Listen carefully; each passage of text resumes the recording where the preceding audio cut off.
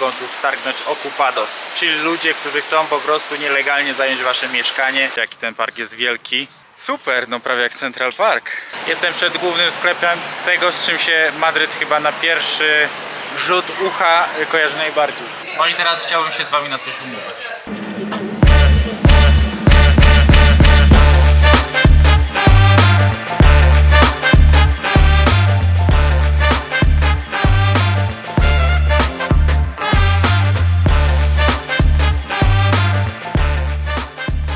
No cześć, jestem na przedmieściach Madrytu. Okazało się, że mamy prom do Ameryki Południowej parę dni opóźniony, dlatego korzystając z tej okazji, że nie byłem w Madrycie, postanowiłem tutaj zajechać, po czym się okazało, że aktualnie mieszka tu Klaudii rodzina, dlatego też zatrzymaliśmy się u nich na jeden dzień. No i dzięki temu, że Klaudia świetnie się bawiła z powodu zobaczenia rodziny, to dzisiaj źle się czuje i została, a mój syn świetnie bawi się z kuzynem, dlatego też został. A ja dostałem kartę do metra i jadę zwiedzać Madryt.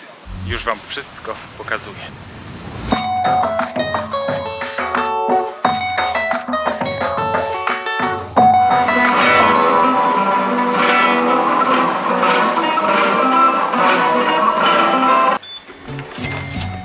Jedziemy metrem. Co wam chcę pokazać? Już wam pokazuję. Jest taka aplikacja, ma takie logo Metro de Madrid i tutaj są wszystkie mapy i tutaj wiadomo gdzie jechać. To jest bardzo sprytne, mapa robi robotę, od razu wiesz gdzie jechać, gdzie wysiąść, super.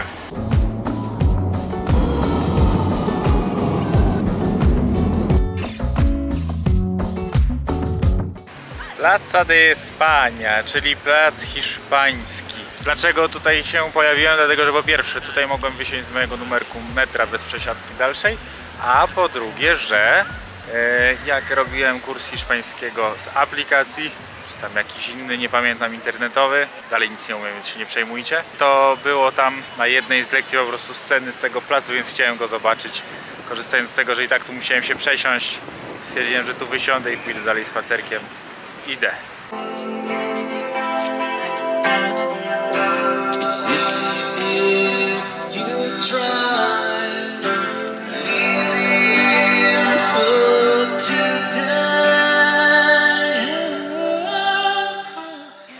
Jardín de Sabatini, czyli ogród Sabatiniego. Fajne takie są tutaj labirynty. Można posiedzieć, pochillować. Tu jest Palacio Real de Madrid. Ten ogród Sabatiniego to jest ogród praktycznie przynależący do tego Palacio de Madrid. Tutaj jest dość sporo policji. Podejrzewam, że tutaj mogą się kręcić jakieś ważne osobistości. Ma też taki piękny dziedziniec, chętnie uczęszczany. Tam jest też miejsce do robienia sobie foteczek.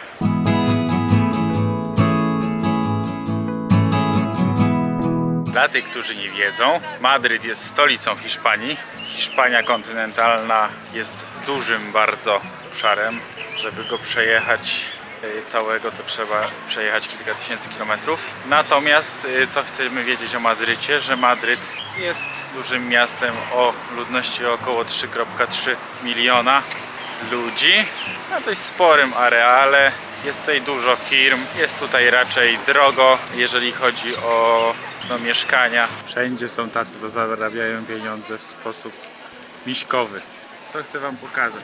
To jest katedra Santa Maria. Bardzo ładna i pokaźna katedra. A tutaj za mną katedra Real de Madrid. Bardzo fajne miejsce, bo możemy zobaczyć dwie fajne rzeczy za jednym zamachem. I idziemy teraz zobaczyć sobie miśka też, ale idziemy sobie zobaczyć widoczek, dlatego zapraszam.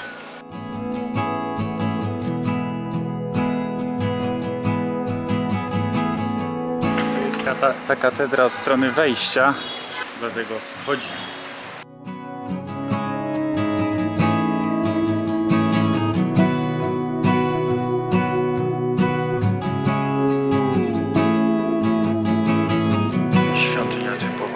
Krzyża. Napiszcie w komentarzu, w jakim okresie z lekcji sztuki lub plastyki lub historii sztuki, w jakim okresie budowano takie bazyliki. Możemy tutaj zobaczyć dawną willę z takim placykiem tutaj. Taką willę mieć, słuchajcie, w centrum Madrytu.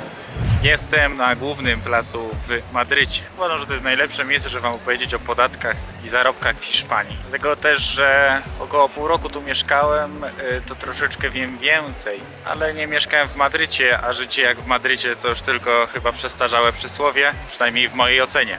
Co mogę wam powiedzieć? Jakie są ceny mieszkań w Madrycie?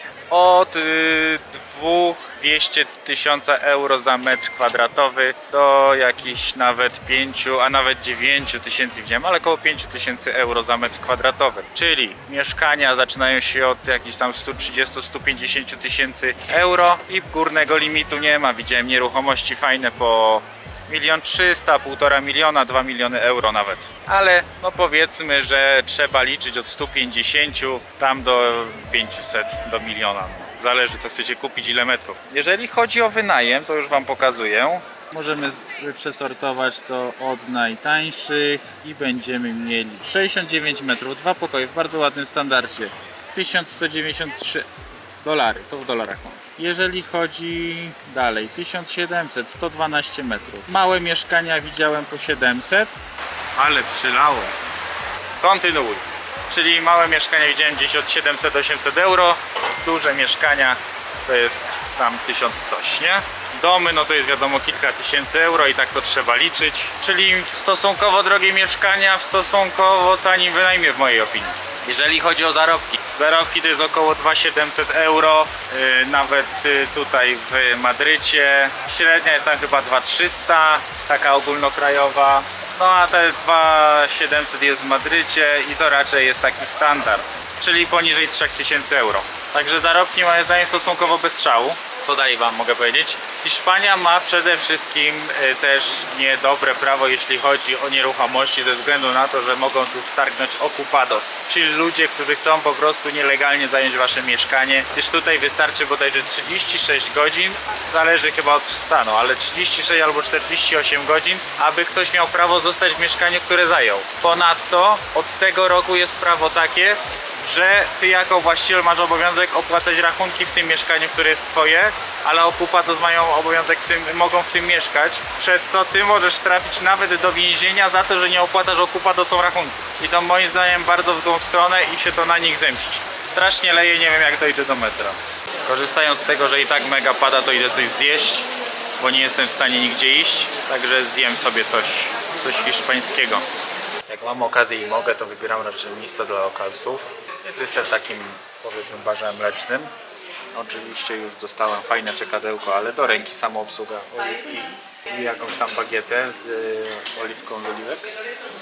No i tutaj bardzo popularne są takie bocadillos. To są po prostu kanapki. One są właśnie bardzo często z kalmarami, jakimiś małymi ośmiorniczkami i tak dalej. To są też kalmary. Do obiadu pije się piwo. No, ja jestem zadowolony z takiego jedzenia. Nie jest to zdrowe, ale dobre.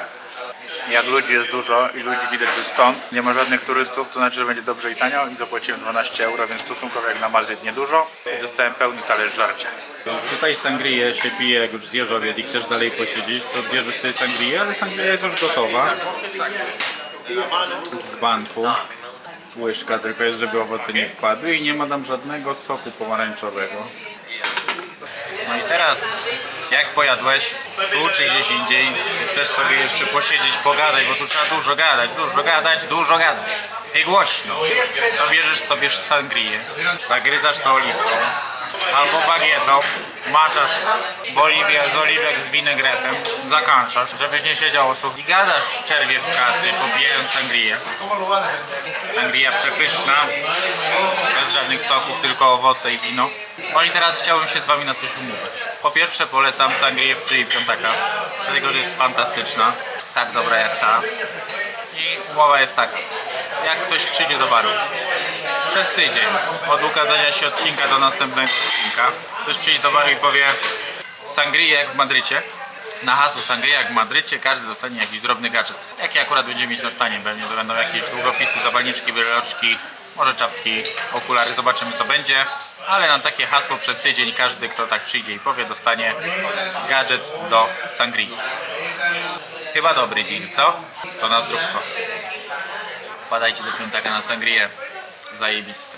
Podatki są tutaj dość wysokie. Podatek dochodowy zaczyna się od 19% i kończy na 40 kilku.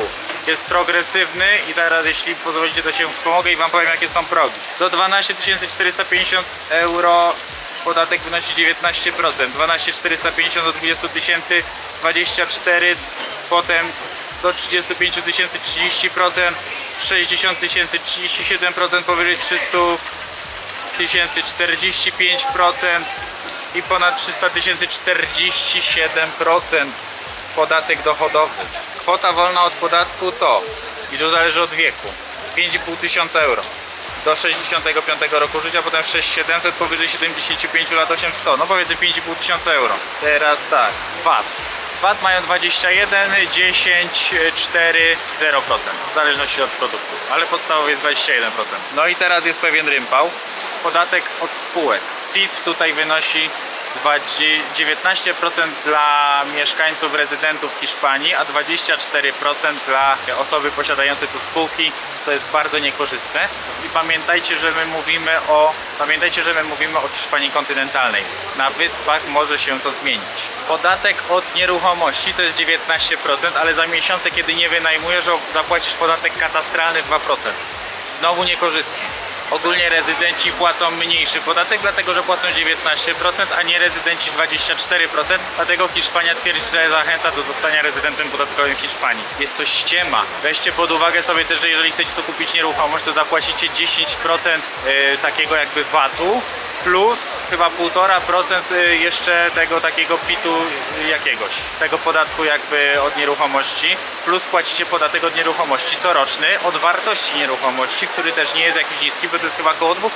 No i podatek od zysków kapitałowych również jest niekorzystny, o dziwo jest progresywny od 19%, znowu są progi, to już się poznacie sami, do 26% dla nierezydentów. Od zysków kapitałowych, jeśli jesteś rezydentem, masz progresywnie od 19 do 26%. Natomiast jeżeli jesteś obcokrajowcem, który przyjechał i nie jest tutaj rezydentem, masz zawsze 19% od zysków kapitałowych. Także tylko ściemniają, że zachęcają do bycia rezydentem. No i kolejna rzecz jest taka, że to jest bardzo niekorzystnie. Czy ja bym tu mieszkał? Stanowczo tak i nie.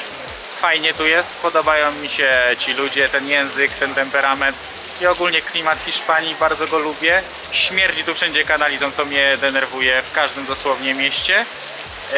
Co jest dla mnie też niefajne, to że jest dużo skrajności. W Madrycie jest po prostu jak w dużym mieście, w Gironie jest strasznie, a w Marbei po prostu jest zgnilizna od środka. To mi się tak średnio podoba. Ponadto jest tutaj dość spora przestępczość, taka właśnie przez tych okupadosów i tak dalej, i złodziei przez napływ imigrantów.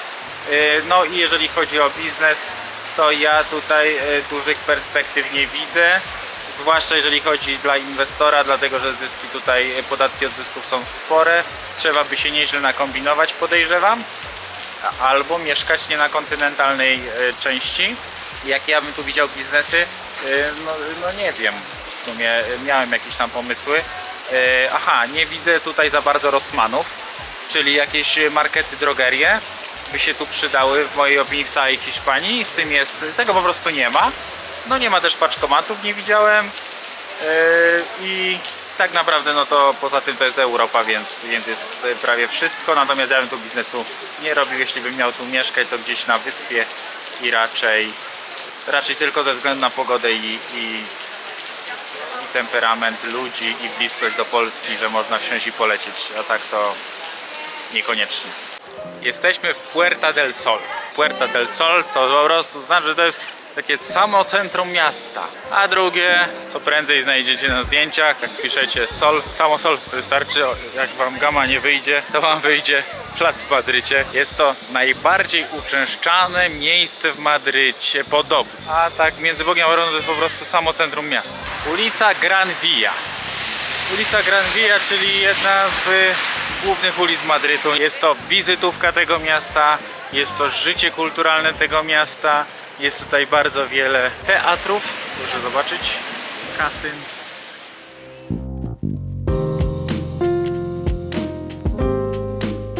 Dużo kultury, dużo życia madryckiego.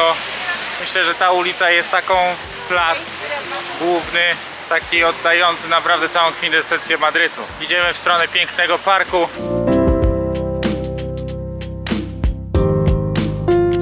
Jestem przed głównym sklepem, tego z czym się Madryt chyba na pierwszy rzut ucha kojarzy najbardziej. Hala Vita, można tak to nazwać, Madrytu. Real Madryt, jeden z najbardziej znanych klubów piłkarskich na świecie. Równie znany na tle Hiszpanii co FC Barcelona. Dajcie znać w komentarzu, za kim wy jesteście bardziej.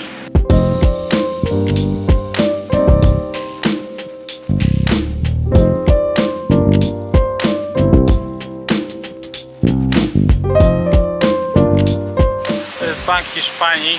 To czy w takim razie nie tutaj rozgrywała się cała akcja Domu z Papieru ostatniego sezonu.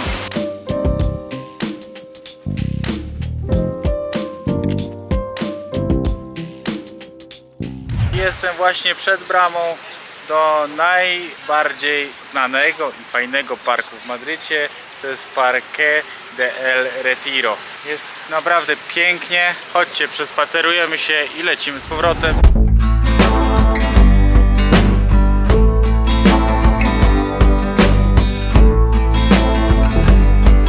No, widzieliście, jaki ten park jest wielki. Ogromny, jak na centrum miasta Madryt. Super, no prawie jak Central Park. No mi się podobała wycieczka, lecę na metro, dlatego że już rodzina tęskni i mamy jechać dalej, dlatego lecę szybko.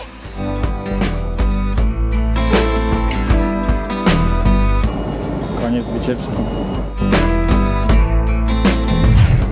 Słuchajcie, miałem już nie nagrywać, ale nagrywam ze względu na to, że wziąłem typowo hiszpańskie dania, najbardziej hiszpańskie, bo jakie są, czyli gazpacho. To jest taka pomidorowa, na zimno, ale to dobre. Ale zmielone z różnymi rzeczami, ale to dobre, super. To jest ewidentnie kolenda, jakaś cebula, papryka, pomidor, coś takiego. I druga rzecz to jest paella. Paella to jest po prostu risotto. I risotto może być najbardziej tradycyjna paella. Jest z owocami morza, ale w Walencji na przykład jest z skrzydełkami z kurczaka. Tutaj jest po prostu mięsną wziąłem. Dobra. Papryka, takie rzeczy. A ty pokaż, co masz, Paulunia. Mam sałatkę. Miks sałat. Bardzo dobra sałatka. A jaka jest pizza? Dobra. Mi najbardziej smakuje gazpacho.